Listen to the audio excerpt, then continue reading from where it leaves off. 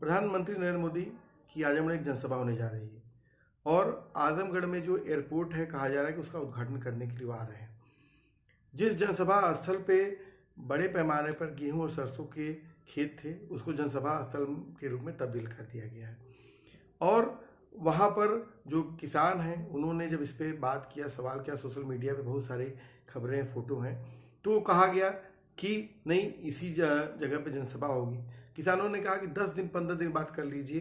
कि यहाँ पर जो गेहूं है, सरसों है, वो पक के तैयार हो जाएगी, हमारे घर पे अनाज आ जाएगा। लेकिन कहा गया कि नहीं, 900 रुपया गेहूँ और 1100 रुपया सरसों को आपको उस हिसाब से जो है मुआवजा दे दिया जाएगा। किसानों ने कहा कि नहीं, इतना अगर आप मुआवजा देंगे इससे हमारी लागत भी नहीं निकलेगी, हमारे बच्चे तो भूखे रहेंगे ही, लेकिन हमारे जो पशु हैं वो तो मर जाएंगे, भूसा कहाँ से हम लाएंगे। तो कहा गया कि नहीं, आपको देना तो होगा ही, नहीं होगा तो ये भी आपको नहीं मिलेगा। तो खैर, तो सवाल इस बात का है कि अगर इस जनसभा स्थल के अलावा आजमगढ़ में बहुतेरे मैदान है, वहाँ पर जनसभा हो सकती थी जो है, लेकिन आप एक जनसभा वहीं पर कर रहे हैं। दूसरी बात कि उस एयरपोर्ट, जिस एयरपोर्ट पे जो वहाँ पर सांसद निरहुआ है दिनेश लाल यादव, उन्होंने इस बात को कहा था कि इस एयरपोर्ट पे कोई भी कंपनी आने के लिए तैयार नहीं है, आजमगढ़ कोई उड़ान नहीं हो सकती है। और आजमगढ़ से जो मीडिया रिपोर्ट्स आ रही हैं कि इस जो एयरपोर्ट है, इस यहाँ से 2 उड़ानें होंगी लखनऊ के लिए। लखनऊ चंद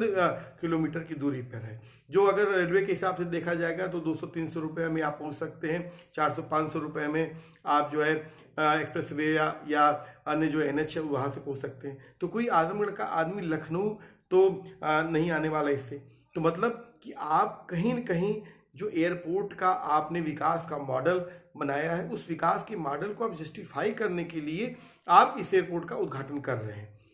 और सवाल यहीं पर ये भी उठता है कि उस जस्टिफिकेशन के लिए आपको एयरपोर्ट के बगल में, क्योंकि कल की डेट में आप इंटरनेशनल एयरपोर्ट की जो आप बात कहते हैं, आप विकास के मॉडल में कहते हैं, उसके लिए भी ज़मीन एक्वायर करने का आपके मन में जो मंशा है उसके तहत भी आपके दिमाग में है। खैर, उसको प्रशासन ने जनवरी में स्थगित कर दिया था, लेकिन आज भी किसान वहाँ का यही कह रहा है कि हम इंटरनेशनल एयरपोर्ट या जो एयरपोर्ट का विस्तारीकरण है उसके लिए ज़मीन नहीं देंगे।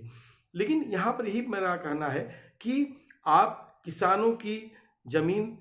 किसानों की खेती किसानी, लगातार जो किसानों का मुश्किल के दौर में है, उसमें आप ऐसा काम करके उसको और भी मुश्किल में ला रहे हैं। और चुनावी वक्त है, लोगों ने ही सोचा होगा कि प्रधानमंत्री जी आ रहे हैं, किसानों को कुछ सौगात मिलेगी, कुछ राहत मिलेगी, लेकिन आप राहत और सौगात के तमाम वादे कर सकते हैं प्रधानमंत्री आकर के, लेकिन जिन किसानों की गेहूं की, सरसों की फसल काट करके उसको मिट्टी में मिला दिया गया, तो वो कहाँ से उसको सही ठहराया जा सकता है। तो मेरा कहना है कि इस तरह का करना ये पूरा का पूरा किसान विरोधी है। सोशलिस्ट किसान सभा और पूर्वांचल किसान यूनियन, हम इस जो किसानों की फसलों को इस तरह से